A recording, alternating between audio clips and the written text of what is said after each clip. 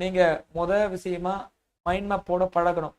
உங்களுடைய ஸ்டடி டேபிள்ல உங்களுக்கு முன்னாடி ஒரு செவுத்துல பிரம்மாண்டமான மைண்ட் மேப்பை போட்டு ஒட்ட பழகணும்.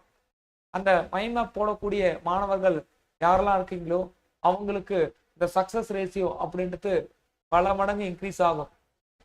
விஷயமா நீங்க எல்லா கண்டென்ட்டையும் ஒரு மைண்ட் மேப்பா மாத்த பழகணும். இப்ப வகுப்புக்கு நேரம் இல்லையே சார், ஆகஸ்ட் மாசம் எக்ஸாம், ஏஇ எக்ஸாமும் இருக்கு, ஜேடிஓ எக்ஸாமும் இருக்கு. அப்ப அந்த ஆகஸ்ட் மாசம் நடக்கக்கூடிய அந்த எக்ஸாமை எப்படி சார் பார்ட்டிசிபேட் பண்றது? மைண்ட் மேப் போட வழி இல்லையே.